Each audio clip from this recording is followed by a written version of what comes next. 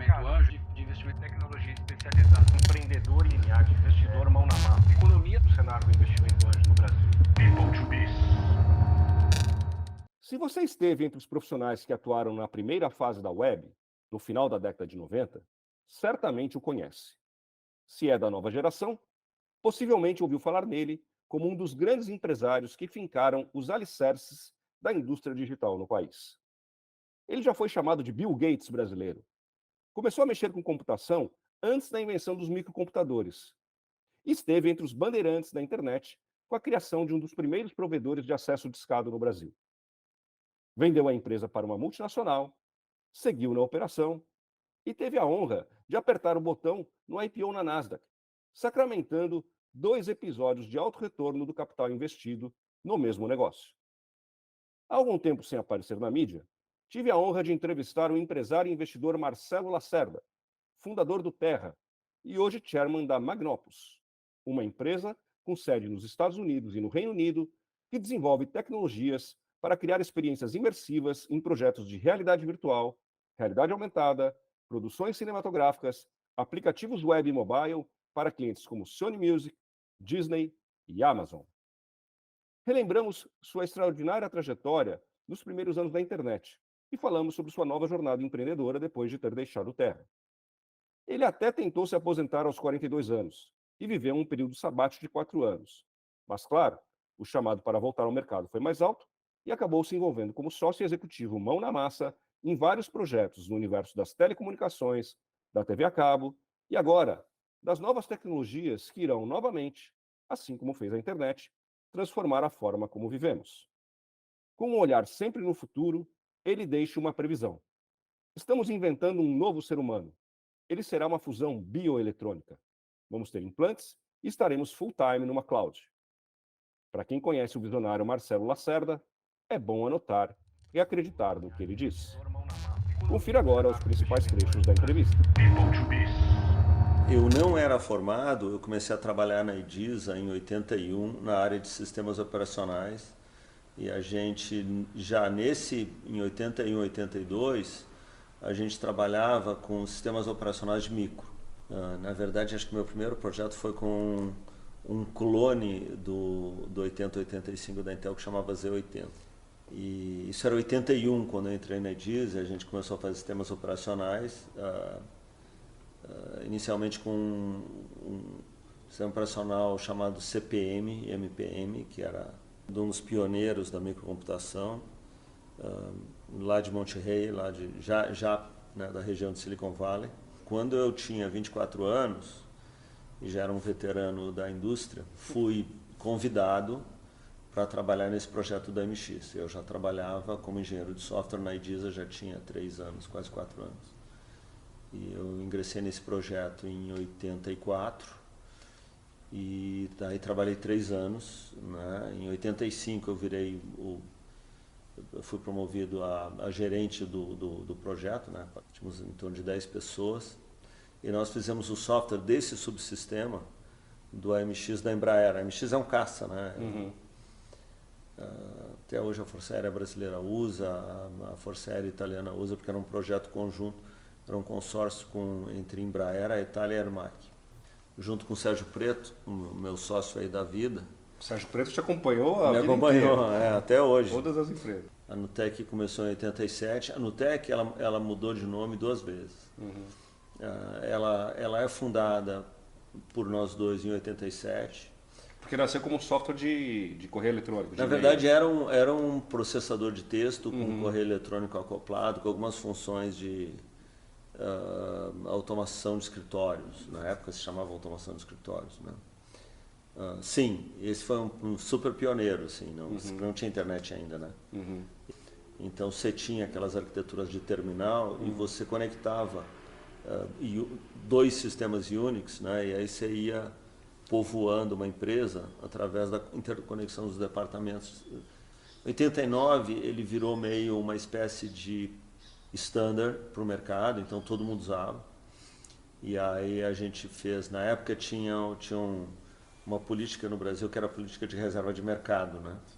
Acho, Luiz Cláudio, que você é meio novo para se lembrar disso. Não, me lembro, sou tão novo. E nós acabamos fazendo contrato de bundling com todos os fabricantes Ediza e Unix, né, a começar pela Ediza, onde nós tínhamos trabalhado os dois, mas com todos os fabricantes Unix do Brasil. Então era meio um standard, assim, você comprava a sua máquina Unix, ela vinha com um produto da Nutec.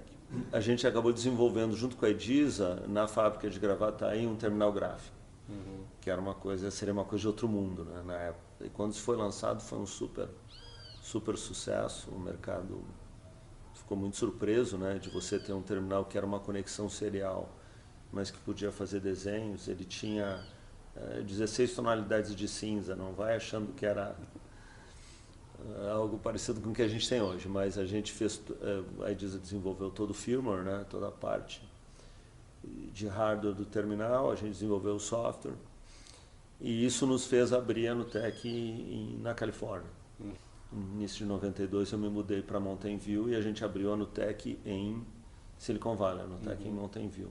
Mas teve uma companhia gaúcha chamada Companhia Rio Grande de Participações, CRP, que acho que talvez tenha sido o primeiro, segundo VC brasileiro, fez um cheque de $300 mil. Na época era um dinheirão. Era um dinheirão por 10% da companhia, algo assim. E foi esse dinheiro que permitiu a gente abrir a Nutec North America. Era um nome pomposo. E eu me mudei para lá e a gente começou a trabalhar nessa tecnologia, né, com fabricantes de hardware americanos. E aí veio a Nutec, NutecNet, quando você decidiu então entrar no mercado de provimento de acesso. A NutecNet, ela foi meio um acidente, né? Eu, enfim, acabei me envolvendo com o Eduardo Costa na época, que era um professor doutor que acho que liderava, acho que a ideia do programa de exportação de software foi dele.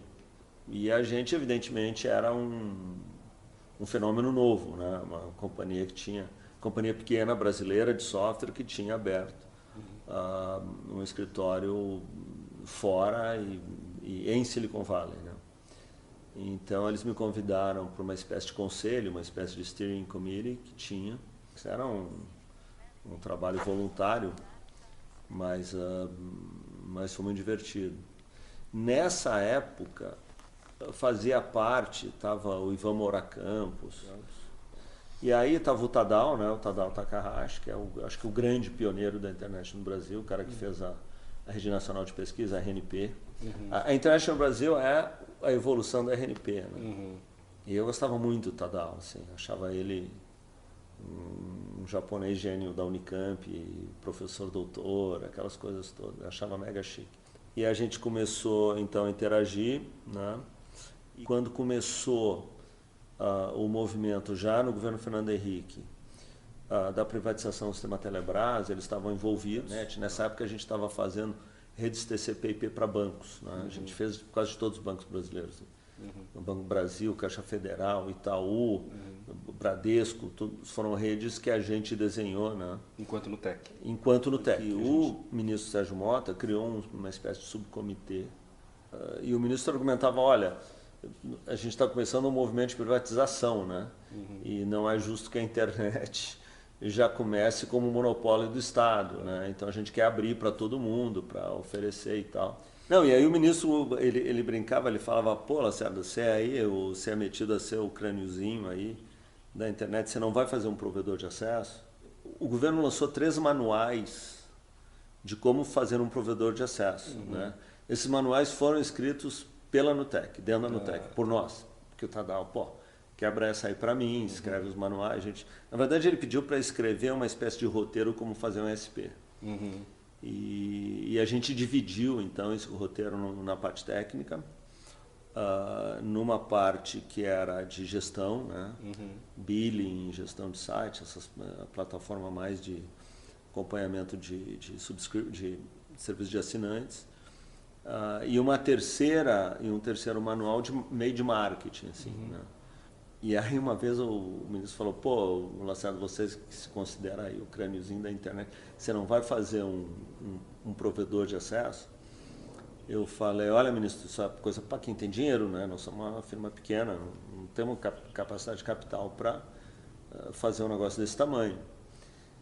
Mas a gente tinha feito a infraestrutura do Brasil Online, que era da Abril, a gente tinha feito estrutura de bancos, grandes bancos, para a internet. Na época do sistema Telebrás, você declarava linha telefônica no imposto de renda, né? Como se fosse Você comprava ações, né? Como se fosse um bem, né? Era um negócio... Nessa época, a Embratel tinha lançado um serviço de internet e já tinha 8 mil na fila de espera. É assim, era a telecomunicação brasileira no seu padrão estatal, né? Quando o Minicom, né, o Ministério das Comunicações, lançou a segunda portaria, ela vedava empresas do sistema Telebrás, que eram detentoras dos meios, de oferecer serviço para consumidor final. Nesse momento eu falei, bom, agora é a hora. Agora a gente vai entrar. A gente tinha escrito os manuais, né? E aí começou essa aventura da Nutecnet. Que depois acabou sendo adquirida pelo grupo RBS, virou ZAS, que por sua vez acabou sendo adquirido pela Telefônica e virou Terra. E que depois acabou fazendo um IPO na Nasdaq em Madrid.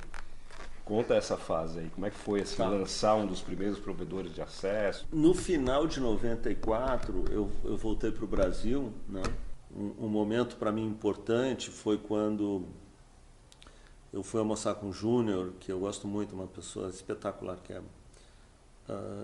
da Bahia, né? Antônio Carlos Magalhães Júnior, que é a família que tem a Rede Bahia, que tem o Correio da Bahia, né? Afiliadas Globo, e para apresentar para ele a Nutecnet, né? Para o Júnior a Nutecnet. Filho do Antônio Carlos. Né? Filho do Antônio Carlos, filho do senador. Eu dei azar, porque a gente entrou no restaurante, estava o presidente do Bahia, do Bahia Futebol Clube, o Marquinhos, que era o diretor do jornal, o diretor do Correio da Bahia, que queria fazer o projeto com a gente. A gente já tinha ficado amigo, tinha dado uma conexão legal, né? O Marquinhos falou, olha, Marcelo, você vai ter que simplificar, não fica falando de roteador, essas coisas. Eu falei, Júnior, é o seguinte, você é afiliado aqui da Globo, né? A Rede Bahia é uma afiliada da Globo, nós somos a Globo da internet. Então você deixa tudo com a gente monta tudo, a gente faz tudo, e o contrato vai ser parecido, né? A publicidade local é 70% sua, 30% nossa. Publicidade nacional é o contrário, aí tem um fizinho de royalties que você paga, a gente monta seu time, e aí ele falou, entendi. Com isso, Luiz Cláudio, a gente tinha acho que 17 grupos de mídia na Nutecnet, sendo que 6 ou 7 eram afiliadas Globo. Todo mundo queria comprar, usasse, né? E o grupo Telefônica fez a melhor proposta. Fez uma proposta imbatível. E era uma proposta que embutia, na verdade, não era uma compra, né? Era você fazer parte de um projeto maior para uma abertura de capital. Passou a fazer parte, né, do projeto Terra. Pouco depois o projeto foi lançado, e em 29 de novembro de 99, que é um prazo absolutamente absurdo, né, de curto, a gente fez a abertura de capital simultaneamente em Madrid de manhã e em Nasdaq também de manhã, né, mas tem um fuso horário. E em março, no final de março, a ação chegou a 135, março de 2000. Mais de 10 vezes. Que loucura. E aí a bolsa estourou, né, aí começou a cair. Quando terminou o nosso lock-up, a ação estava em 8. Foi agosto. Então, é uma história com altos e baixos. Né? Aquele momento foi muito maluco, né, para dizer o mínimo. E como é que foi sua saída do Terra? Por que você decidiu sair? Como é que foi deixar a empresa que você tinha criado? Enfim, como é que foi esse momento? Nos grandes debates de estratégia, eu era muito ouvido, né? O Terra Brasil era o segundo maior, a segunda maior operação. Você tinha a Terra Espanha, obviamente, né? O grupo Telefônica ele era monopolista, né? Não nessa época, não era mais, mas ele era a estatal de telecomunicações da Espanha. Então, Mas o Terra Brasil tinha muito porte, né? Nós tínhamos 19 países. Mas aí tem América Central, a gente chegou a comprar um ISP pequeno na região de Nova York, mas o Terra Brasil era uma potência. Eu achava que a internet não era um portal horizontal. Já naquela época estava ficando claro que o conteúdo é gerado nas pontas, né? O conteúdo, na verdade, né, a essência hoje das redes sociais, né? Mas eu acabei liderando um esforço para a aquisição de um search, Site de busca. de um site de busca. Isso passou a ser assim, quase que uma obsessão, né? Na época você tinha, o maior chamava Alta Vista, né? Que era um líder disparado. O segundo já era o Yahoo. Aí o terceiro era o Lycos, que a gente acabou comprando, nós compramos 100% do Lycos. Aí tinha um quinto, que eram uns meninos novinhos lá de Mountain View, que era Google, que estava crescendo rápido, mas eu fui falar com eles, inclusive junto com a McKinsey, lá tive com um rapaz bem novo chamado Sergey, ele era arrogante, assim, no limite. Você achou que esse menino não ia chegar em lugar nenhum? Não, ele me disse umas coisas que não tinham muito cabimento, né? Porque ele me disse assim, olha, a gente não tem... A gente queria comprar o controle, né? E daí ele disse assim, olha, quando a gente for... Eu não tenho planos para abrir o capital, mas quando a gente for abrir o capital, a gente vai delimitar para pessoas físicas um máximo de ações. Eu ouvindo aquilo, eu pensei, esse moleque não tem ideia, porque os caras vão triturar ele, porque eu falava nos pitches, né? De IPO, eu falava umas coisas, os Goldman ficavam enlouquecidos comigo. Tipo, à noite me falavam, você não pode falar isso, você não pode falar aquilo. E eu falei, ele acha que ele vai distribuir. Ele distribuiu, tá? Depois ele filmou todas as coisas do mundo, então ele era muito mais maluco do que... Mas a gente chegou a falar com eles, mas a gente acabou adquirindo o Lycos, né? No final, agosto, setembro de 2000. Aí não foi bem esse projeto, né? Porque a bolha estourou, né? E as ações começaram a cair. E a pessoa que confiava em mim acabou caindo, que era o CEO, o CEO do IPO, chamava Bel Linares. E aí eu acabei saindo no início de 2003. Fiquei mais um ano, em 2002. Bom, mas aí você já podia ter se aposentado, né? Enfim... Não aposentei, imediatamente. Né? E aí você fez o quê? Foi um período sabático ou já... Menino, eu falei, nunca mais vou trabalhar, me enchi minha paciência. Você gosta de trabalhar, não tem a menor graça. Esse negócio de trabalhar cansa. Eu era o integrador do Lycos, em Massachusetts. Eu tinha uma casa no sul, na Flórida. Em dúvida se eu ia criar meus filhos pequenos na cultura americana. E aí eu saí do Terra e resolvi voltar para o Brasil. Matriculei os meninos aqui no Santo Américo, né? Eu organizei a vida e pensei, vou tirar um sabático for life. Quanto tempo durou esse sabático? Durou 4 anos. Foi um bom sabático. Foi bom. E aí veio o quê? Veio a FBIS, foi isso? A FBIS, ela tinha sido fundada em 99 pelo Rogério Silberberg. Sim. Que na época trabalhava comigo no Terra, porque a gente tinha comprado o SPD. Quando ele me falou da ideia da FBIS, eu falei, nossa, acho uma ideia espetacular. Na verdade, chamava Fulano.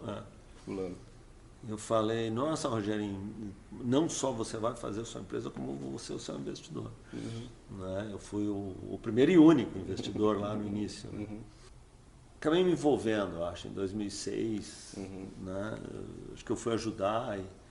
Em 2005, 2006 a gente fez uma transformação para agência. Virou uma agência de marketing digital. Virou uma agência de marketing Talvez digital, também uma das inicialmente. E aí começou devagarzinho a progredir e tal. E em 2007 a Ogilvy se interessou, né, em ter um braço digital e acabou fazendo uma oferta pequena pela FBIS. Mas quando a Ogilvy desistiu, aí eu peguei, vocês querem fazer? Eu comprei os 2 fundos, comprei vários minoritários e aí assumi o controle da FBIS. E vendi o controle da FBIS em 2011 para a WPP, né? Para o Martin Sorel, que era uma figura extraordinária. Esse eu gosto muito. E foi um bom ROI daí? Foi espetacular. Eu tinha conhecido ele no roadshow do ZAS. E ele me ligou, chama Brian Sword. Ele falou, olha, tem uma companhia aí de telecom que você compra por $1. Óbvio, né? Você ouve isso, você sabe que é a companhia endividada, você sabe que tem um monte de coisa. E eu falei, estou aposentado, não trabalho, mas me conta da sua ideia. Né? A companhia mãe chamava Adelphia. Ela chegou a ser a 6ª maior companhia de telecom dos Estados Unidos. E ela foi extinta numa falência fraudulenta. Se alavancaram demais, não conseguiram pagar. História clássica. Mas sobrou essa companhia no Brasil, era uma companhia que acho que tinha 50 mil assinantes, tinha várias operações, mais de 10 operações de cabo. Mas enfim, daí eu comecei a olhar o troço. Era uma companhia maluca, porque ela tinha Pelotas, Rio Grande e tinha Porto Velho, as concessões. Né? Isso era um serviço concessionado, era um outorga. Tinha havido um bid, né? Os caras tinham feito um leilão público. E aí eu acabei topando. E aí começou a Blue Telecom. Né? A gente chegou a ter, Luiz Cláudio, 24 operações em 9 estados. Agora estou tentando me lembrar, acho que 250, ou 240, ou 270 mil assinantes. Acho que em 2012 a gente já tinha quase 900 funcionários. A gente era a 2ª maior operação de cabo do Brasil. A primeira, chamada NET, tinha 7 milhões de assinantes. A segunda, que era a gente, tinha 250 mil. Os caras começaram a construir rede, a gente gostava muito da turma da NET. Nós vendemos a companhia para a NET. Alguém falou, olha, aquele ali ganhou um Oscar, né? Na área de efeitos visuais. E eu falei, mas aonde? Eu fiz um filme, já fiz vários filmes, né? Esse diretor gosta muito da gente. E eu fui o supervisor de VFX, de efeitos visuais do filme. O filme chama Hugo, né? É um filme de um diretor chamado Martin Scorsese. Aqui acho que é a reinvenção de Hugo, acho que é Hugo Cabret. Aí eu falei, nossa, né? E que companhia é? Ele era o supervisor de um filme, de um Star Trek. Que ele acabou sendo indicado também para o Oscar, mas ele perdeu porque naquele ano ganhou um filme chamado Gravidade. Mas ele foi indicado. E daí eu tava... E ele tinha uma equipe de 700 pessoas. Era um troço... Maluco. E elas iam à falência. Hugo, por exemplo, eu acho que o orçamento total era 70... Eu estou dizendo, Luiz Cláudio, assim, totalmente responsável. Coisa que eu me lembro, talvez esteja errado. Mas eu acho que o orçamento do filme era 70 milhões de dólares, 40 era VFX. Né? Aquela estação do trem no centro de Paris não existe. Né? Ela foi inteiramente criada em CGI, em computação gráfica. E aí, daí eu falei, não, vamos criar objetos off the shelf, adota um formato qualquer desses 3D, e aí você vai simplesmente...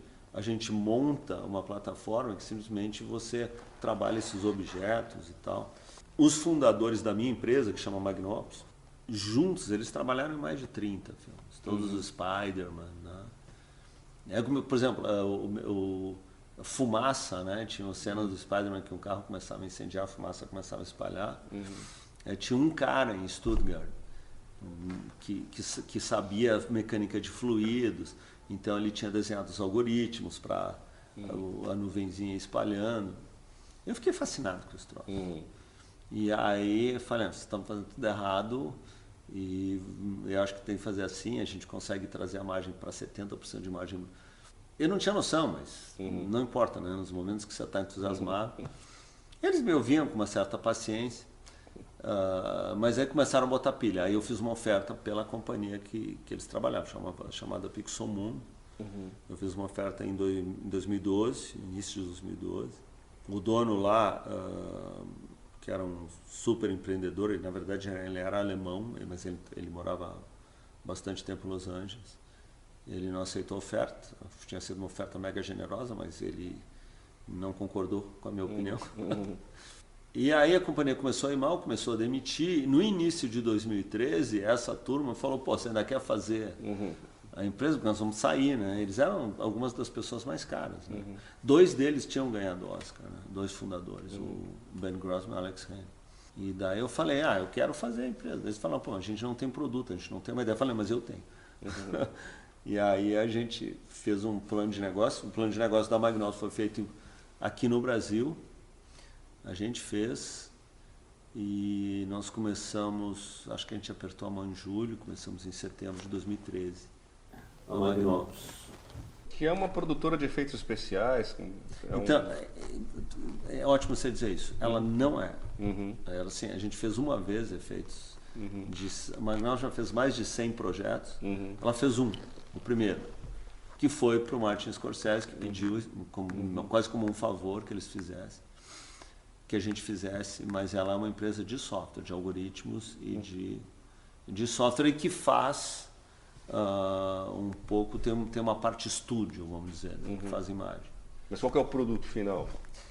O produto final, não tem um produto final. Tá? O produto final são algoritmos, são componentes de software para grandes companhias. A gente já fez 15 projetos com a Disney. Tá? O mais famoso é um projeto que eu acho que mudou a animação, Forever, que chama Lion King, é um filme de 2019. O Rei Leão. E o Rei Leão, a gente fez o protótipo desse software num filme anterior, do mesmo diretor, que é o Jon Favreau, chamado The Jungle Book, no Brasil chama Mowgli. E era um menininho, tudo o resto era animação, mas o menino era humano.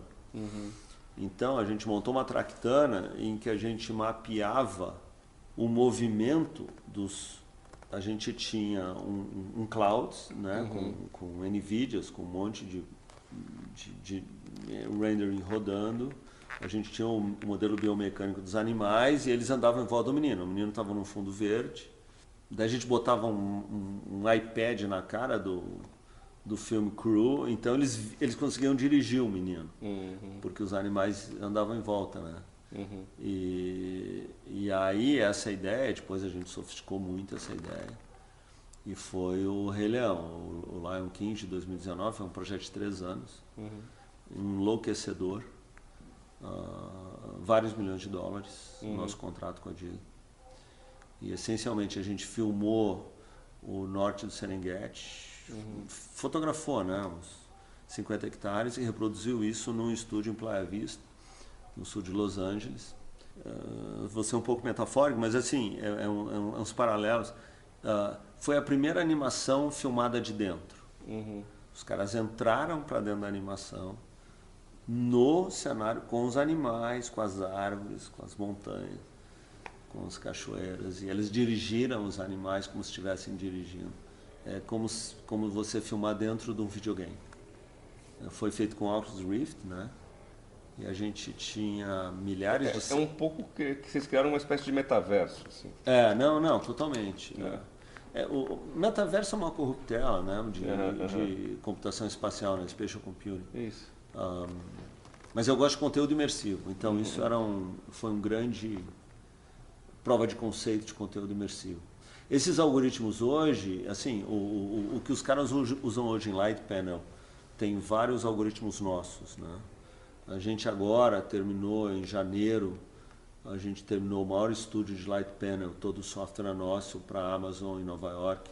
Eu não posso falar o nome do projeto, mas é um projeto Mega Blaster, vai ser uma série espetacular. O maior projeto até hoje a gente fez para a cidade de Dubai, que foi realmente, a gente recriou o Expo 2020 Dubai digitalmente e ancorou um em cima do outro. Então foi a primeira vez, era quase mais de 400 hectares, 160 prédios.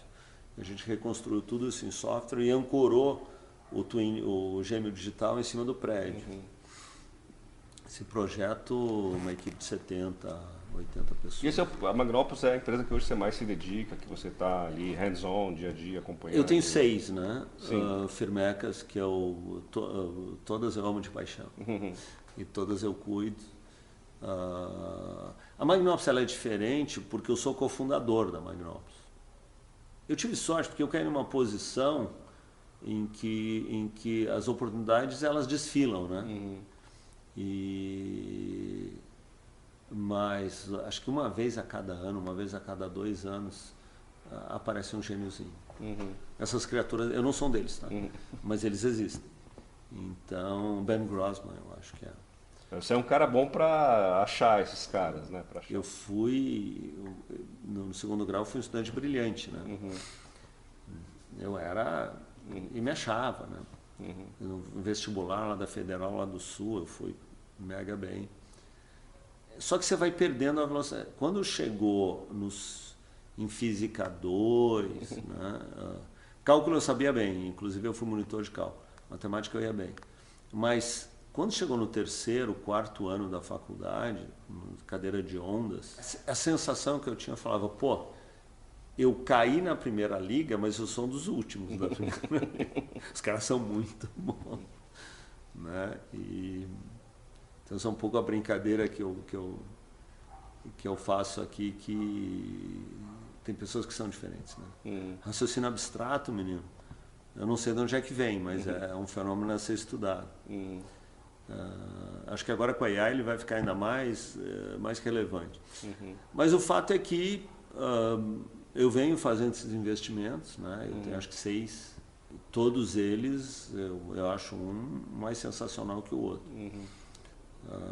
Em que áreas, assim? Tecnologia, todos tecnologia. Né? Eu gosto de Deep Tech, então tem uma companhia que eu investi tem uns 2 anos que chama Uncover, que são 3 meninos matemáticos, os 3. Tem lá de fora? Não, Brasil. É daqui brasileiro? Tá. Brasileiros. Não, um da Poli, um outro, o irmão dele fez INSPER, mas foi para o IMPA, lá no Rio de Janeiro. Uncover. Chama Uncover. E aí tem um nordestino gêniozinho.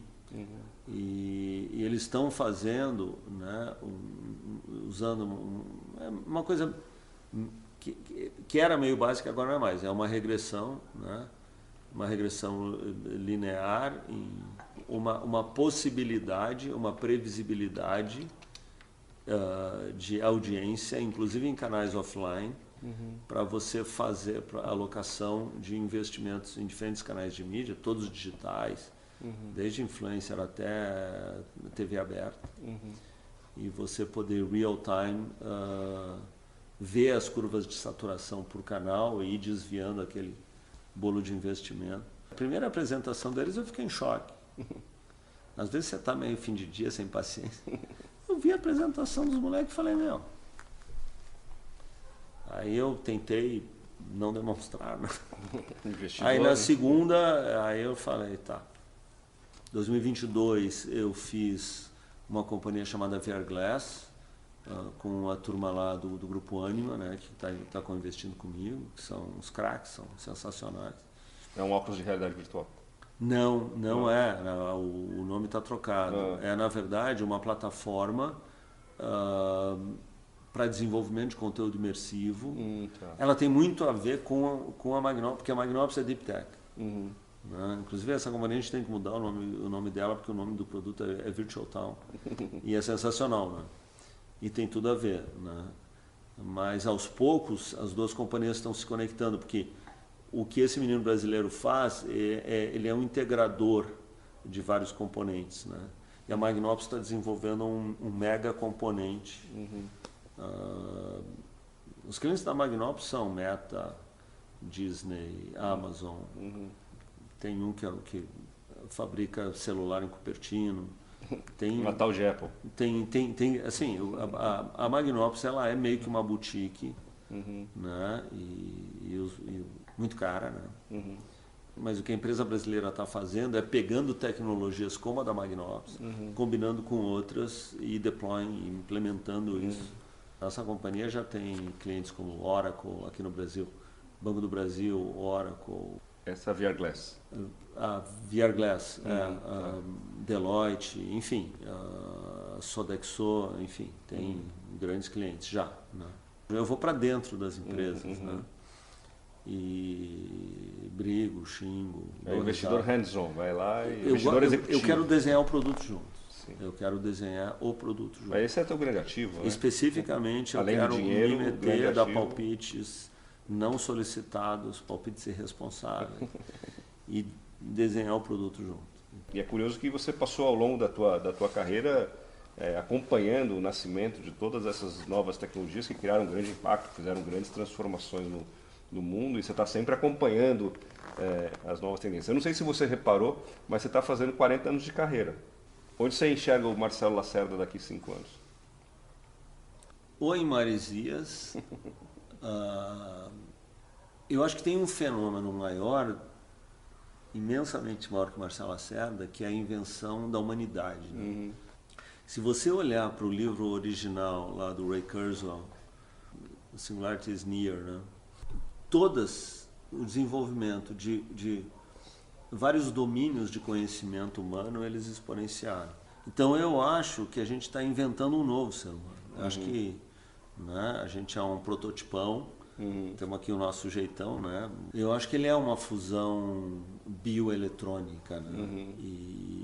E a gente vai ter implantes, e a gente vai estar full-time num cloud. Bom, né? o Elon Musk já está nesse caminho aí. Sim, o Neuralink é um pouco isso. Mas tipo assim, se você ouve aquele rapaz, eu acho que é Michael Levin, né? O que ele é, né? Ele é um cientista de computação que virou biomédico. A grande invenção humana é a linguagem, né? Que é o método de acesso para a memória. Uma das coisas que eu fiquei chocado uma vez quando eu li, agora estou tentando me lembrar o autor, mas ele fala de culturas muito antigas, e essas culturas falam que existe pensamento sem linguagem. Que é uma coisa que para mim a concepção não é trivial. Né? Então que os humanoides, antes do desenvolvimento da linguagem, eles já tinham o que a gente chama de do hard problem of consciousness, né? Do problema da consciência.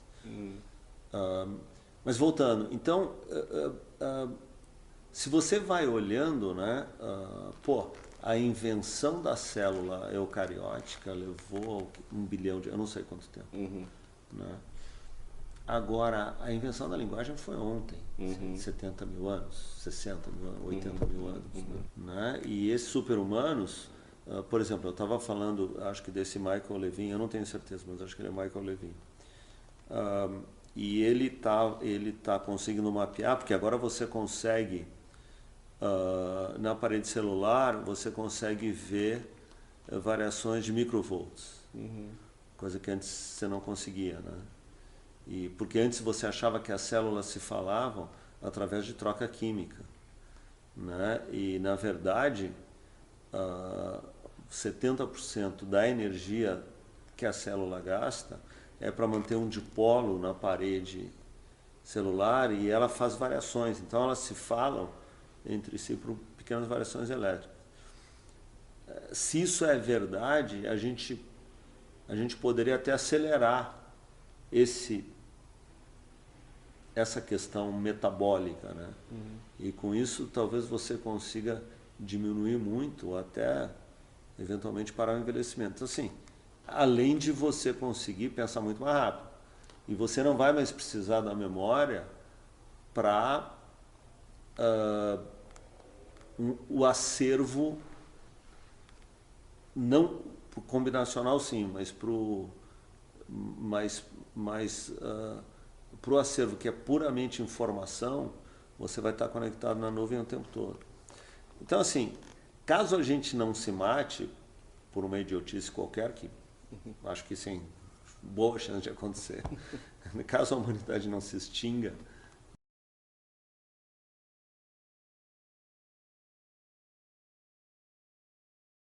100 anos ele é um blend de biologia eletrônica.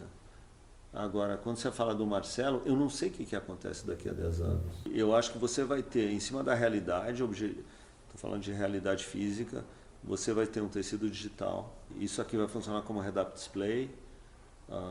Mas se você tiver a IoT que chega, né, você consegue ter visão que atravessa a parede. Você não vai ter mais objetos idiotas, como um monte de átomos pendurado numa parede chamado aparelho de TV, porque o córtex visual não sabe se um fóton ele foi refletido numa superfície ou se ele é digitalmente gerado. Né? Esse tipo de coisa a gente faz na Magnópolis. A gente já fez umas experiências muito loucas lá. Você pegar o infravermelho, no espectro eletromagnético de luz visível, ele já não é mais, ele está logo abaixo do vermelho, e você assinalar uma cor para ele, você vê, dependendo, obviamente, né, da precisão da câmera, você vê a assinatura térmica no rosto de uma pessoa. Né? As brincadeiras que a gente faz é que, se você der esses óculos para um bebê, ele desde pequeno ele vai descobrir quando as pessoas estão mentindo, né? Porque quando as pessoas mentem, você tem padrões Sim. de assinatura térmica, e aí acaba a humanidade, porque sem mentira a gente não vai ser capaz de operar. É uma nova espécie, ela está sendo inventada agora. Né? Bom, nós dois não vamos viver 100 anos, né? Mas mais 5, 10 anos, acho que a gente vai ver uma evolução muito rápida da inteligência artificial, da realidade virtual. Quer dizer, o Apple Vision é só o começo dessa brincadeira. Você falou de não ter mais tela pendurada na parede e tal. É o comecinho, né? Ainda é um trambolho e tal, mas já é um começo dessa revolução. Os princípios funcionais acho que já estão lá. E daqui 5, 10 anos eu volto aqui, acho que você não vai estar em Maresias ainda não, acho que você vai estar envolvido com isso daí. Ou vai estar lá em Maresias, trabalhando de lá, talvez usando um óculos como esse, e não vai precisar pegar mais um avião para Los Angeles. Não, sim, né? Vai precisar correr para Los Angeles. Não, eu acho divertido você dizer isso, porque, assim, né? Eu vim de uma família de intelectuais, meu pai e minha mãe, né? Apesar deles terem sido os dois os primeiros a fazer curso universitário das duas famílias. Né? Embora os dois tenham feito mais de um curso universitário. Mas eu já nasci num ambiente intelectual. Né? E acabou que, por acidentes de percurso, eu sou um intelectual fracassado, né? Porque nunca dei aula na universidade, nunca fiz. O que eu achava quando eu tinha 13, 14, 15 anos, né? Eu queria estudar engenharia eletrônica, eu já fazia uns circuitinhos. E eu achava que ia ser professor, eu não achei que eu ia. Mas daí você pega num intelectualoide, né? Novinho, aí de repente o cara ganha um monte de dinheiro, entendeu? Aí é esse fenômeno que você está vendo, né? Faz firmeca aqui, faz firmeca lá. Eu gostaria de agora ter algum tipo de produção intelectual. Nada sem nenhuma pretensão de coisa nenhuma. Mas porque eu gosto, né? Essa casa aqui tem 4.000 livros. Isso vem de longe, né? A gente aqui gosta de pensar e gosta dessas coisas. O investimento em startup é uma manifestação disso. Uma forma de você, é o teu laboratório. É uma forma de você, uma forma de você dialogar, né, com uma garotada brilhante, né, e dar palpite. Nas minhas companhias, né, eu geralmente tenho posições importantes. Na Magnópolis eu sou maior acionista. Eu sou presidente do conselho lá em Los Angeles. Eu quero posições importantes que eu quero influenciar. Aí não funciona, porque eles não fazem nada do que você acha, do que você diz. Então, para mim, é um pouco uma prática intelectual. Claro, eu tenho que fazer cheque, né? Marcelo, muitíssimo obrigado pela conversa. Assim, a gente teria que fazer um seriado com você. E essa é a última fase aqui da conversa. Se a gente continuar com ela, aí a gente vai atravessar a noite. Então eu vou encerrar por aqui. Mas deixa eu te falar, Cláudio, assim, eu que fico encantado, porque assim, ninguém tem paciência para ouvir. Não, eu ficaria aqui o dia inteiro. Eu estou encantado com a paciência que você teve comigo. É muito lisonjeiro. E você ter lembrado do meu nome, me incluído aí na lista. Agora que eu recebo lá suas entrevistas, eu estou super honrado de fazer parte aí desse grupo. Investimento anjo, de investimento em tecnologia especializada, empreendedor linear, investidor mão na massa. Economia do cenário do investimento.